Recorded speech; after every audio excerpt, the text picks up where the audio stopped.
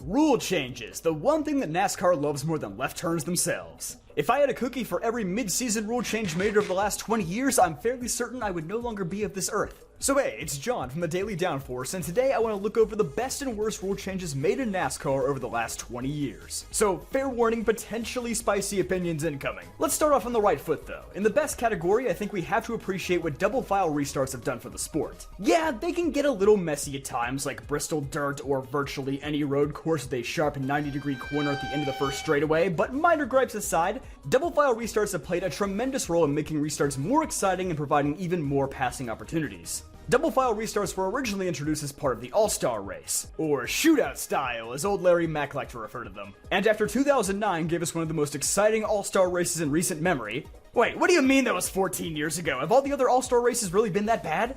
Oh well. NASCAR decided to capitalize on the hype by making double file restarts the norm at Pocono a few short weeks later. Even if you're a Winston Cup purist who thinks this is just another effort by NASCAR to artificially make the racing more chaotic, you have to admit, it's far better than that incredibly confusing format we used to have where leaders would line up on the outside, lapped cars on the inside, then cars under penalty, but that would switch depending on which line was longer, and then some random guy in an RV, and then your Uncle Bob, and then Joe Nemechek probably. I don't know, it was weird, it made double file restarts way too complicated, and it's a good thing that it changed. The only perk the old system offered was that if you went a lap down due to a penalty or something outside of your control, then you could race the leader for your lap back if your car was fast enough. But now that we have lucky dogs and wave arounds, there's more than enough opportunities to get yourself back in the lead lap without this process. So that problem kinda took care of itself. And hey, why not move on to our next rule change, which I'm also crowning as one of the best, the choose cone. Possibly the only good idea that Austin Dillon has ever had. Inspired by the cones that you'd see at your local short tracks that allow drivers to pick their own lane, NASCAR adopted this procedure for the 2020 Bristol All-Star race and never looked back. Not only does this stop drivers from complaining that they got stuck in the unpreferred lane, well, mostly, they still complain sometimes. It also stopped the pit road shenanigans where drivers would literally stop at the ending line to avoid getting caught in the bad lane. Usually you'd see this at Martinsville, but it could happen at other tracks too.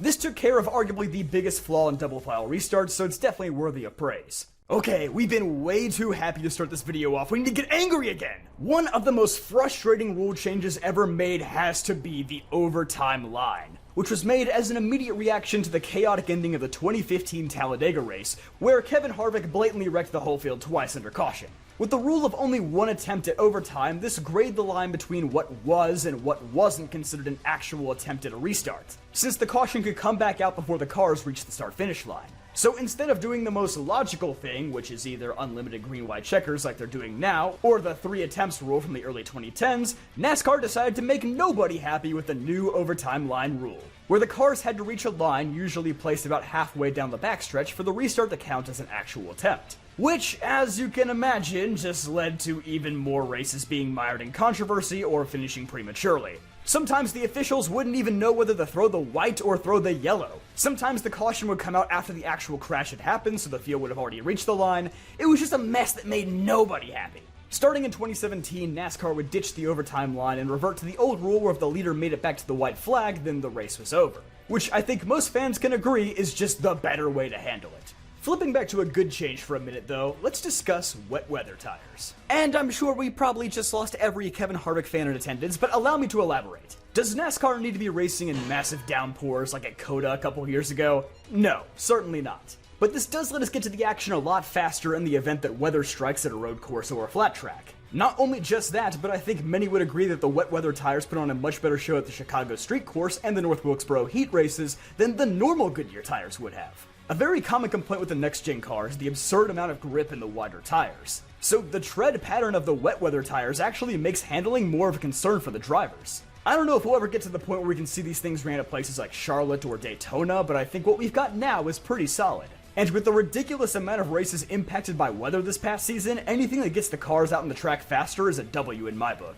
Back to the worst though, let's discuss the damaged vehicle policy. Instituted by NASCAR in 2017, the damaged vehicle policy made it so that if you couldn't repair your car within a certain allotted amount of time, usually about 5 to 10 minutes, then you are out of the race. This was done as both a cost-cutting measure for the teams and also to prevent badly damaged cars from returning to the track and dropping debris late in the race. On paper, it's not such a bad idea, but in practice, there's a lot of technicalities that just kind of sour it for most race fans. Sometimes very minor incidents will count towards the damaged vehicle policy, and drivers will get screwed by the minimum speed rule due to any number of unfortunate circumstances. Perhaps one of the most notable examples of this was at the 2022 Coca-Cola 600, where Bubba Wallace spun out at the end of stage 2, pitted for tires, and then rode around slowly for the last few laps of the stage to save his new rubber and restart at the front. But because he didn't meet minimum speed, he got disqualified. Same thing almost happened to Ross Chastain at Gateway a few weeks later. He was involved in a very minor incident, and with Denny Hamlin holding him up for several laps, he nearly got disqualified for not meeting minimum speed.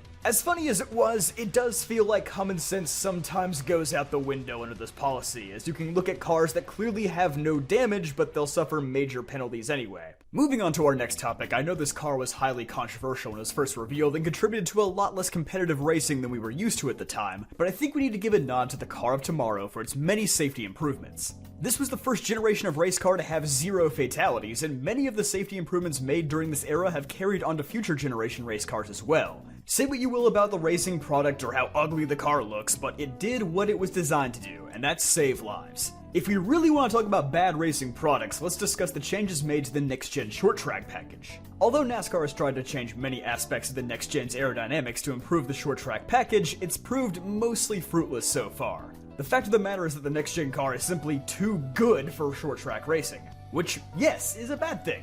The cars handle way too well with their improved steering, widened tires, shifting, enlarged brakes, and all of that serves to decrease the number of passing opportunities on short tracks and road courses. But while this package is remarkably lackluster in its current state, I don't think it compares to how bad this next package was. Yep, you knew this was coming, the 550 horsepower package. Ever since NASCAR started taking horsepower out of the cars in 2015, the Gen 6 car struggled mightily to put on good shows at intermediate tracks. To help alleviate this, NASCAR toyed around with the idea of a low horsepower, high downforce package that would help make intermediate tracks more similar to the drafting tracks of Daytona and Talladega. And while this did work under extremely rare circumstances, like the unusually cold 2021 Vegas spring race, 9 times out of 10, you just end up with a game of follow the leader. While the cars were often closer together than they'd been in years past, it didn't mean much of anything because the dirty air effect was so strong that the cars physically couldn't pass each other. NBC did a fantastic job showing off this air bubble effect in the closing laps for the 2020 Kansas race,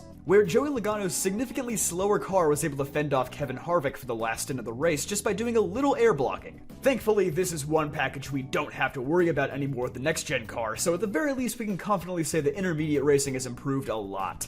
I hope you didn't think we were done though. Oh no, strap yourselves in for the worst, stupidest, most diabolical rule change of all time. That's right, it's the caution clock. For those who don't know, the caution clock was a rule exclusive to the Truck Series for the 2016 season only. In an effort to make those poor Truck Series high schoolers crash even more than they already do, NASCAR introduced the caution clock to throw an artificial yellow after every 20-minute long green flag stint. In retrospect, this was pretty much the very poorly thought out precursor to stage cautions. And just like how drivers and teams like to manipulate stage cautions on road courses by pitting just before the stage ends, truck drivers would try to do the exact same thing by pitting just before the clock struck 0. Usually this would result in either 0 compelling strategy happening during the actual race, or the drivers would just crash attempting to pit under green and cause a caution anyway. But beyond that, this rule unnecessarily punished the fastest drivers by erasing whatever leads they had built up. Some people may think stage racing sucks, but at the very least it's nowhere near as bad as this. So that's just a look at a few of the best and worst rule changes over the last 20 years. Were there any that I missed? Let me know in the comments down below. But don't forget to leave a like in this video, subscribe for more videos just like this one, and check out dailydownforce.com for more awesome NASCAR content.